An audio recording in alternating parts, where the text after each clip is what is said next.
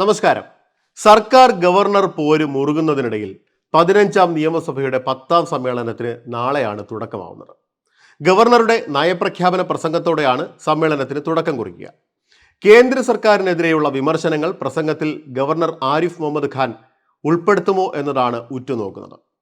ലോക്സഭാ തെരഞ്ഞെടുപ്പിന് കളമൊരുങ്ങിയതോടെ ഭരണ പ്രതിപക്ഷ പോരാട്ടത്തിന്റെ വേദിയായി ഈ സമ്മേളനം മാറുമെന്ന് ഉറപ്പ്. ഇടഞ്ഞു നിൽക്കുന്ന ഗവർണറുടെ നയപ്രഖ്യാപന പ്രസംഗത്തിനാണ് രാഷ്ട്രീയ കേരളം കാതോർത്തിരിക്കുന്നത്. കേന്ദ്ര സർക്കാരിനെതിരെയുള്ള വിമർശനങ്ങൾ ഗവർണർ വായിക്കുമോ അതോ ഒഴിവാക്കുമോ എന്നതാണ് അറിയേണ്ടത്. തർക്കങ്ങളില്ലാതെ നയപ്രഖ്യാപന പ്രസംഗത്തിൽ ഗവർണർ ഒപ്പുവെച്ചത് മാത്രമാണ് സംസ്ഥാന സർക്കാരിനെ സംബന്ധിച്ചിടത്തോളം ആശ്വാസം.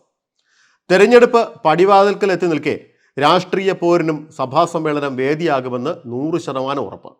പതിവ് പോലെ ഈ സമ്മേളനത്തിലും മാസപ്പടി വിവാദം ചൂടേറിയ വാഗ്വാദങ്ങൾക്ക് വഴിയൊരുക്കും.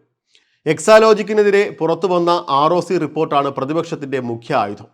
മുഖ്യമന്ത്രിയെ ലക്ഷ്യമിട്ട് CMRL വിവാദം വീണ്ടും സഭയിലെത്തിക്കാനാണ് പ്രതിപക്ഷം തയ്യാറെടുക്കുന്നത്. കരുവന്നൂരും കണ്ടലയും തുടങ്ങി സഹകരണ ബാങ്കുകളിലെ തട്ടിപ്പുകളും പ്രതിപക്ഷത്തിന്റെ ആവനാഴിയിലെ ആയുധങ്ങളാണ്. അതേസമയം നവകേരള സദസ്സിന്റെ ഊർജത്തിലാണ് ഭരണപക്ഷം സഭയിൽ പ്രതിരോധം തീർക്കുക.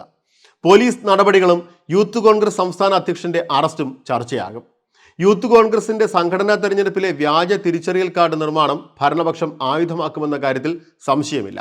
മാത്യു കുഴൽനാടൻ MLAയുടെ ചിന്നക്കനാൽ റിസോർട്ടിലെ പരിശോധനകളും വാക്പോരിന് വഴി തുറക്കും. കേന്ദ്ര സർക്കാർ നടത്തുന്ന അവഗണനയും ഡൽഹിയിലെ മുഖ്യമന്ത്രിയുടെ സമരവും സഭയിലെ പ്രധാന വിഷയമാകും. പ്രതിപക്ഷ ബഹിഷ്കരണത്തെ ഭരണപക്ഷം രാഷ്ട്രീയ ആയുധമാക്കും. BJPയുമായുള്ള ബാന്ധവം ആരോപിച്ച് പ്രതിപക്ഷത്തെ നിശബ്ദമാക്കാനാകും ഭരണപക്ഷം ശ്രമിക്കുക. ഫെബ്രുവരി 5-നാണ് ധനമന്ത്രി ബജറ്റ് അവതരിപ്പിക്കുക. മാർച്ച് 27 വരെയാണ് നിലവിൽ സഭാ സമ്മേളനം ആസൂത്രണം ചെയ്തിരിക്കുന്നത്.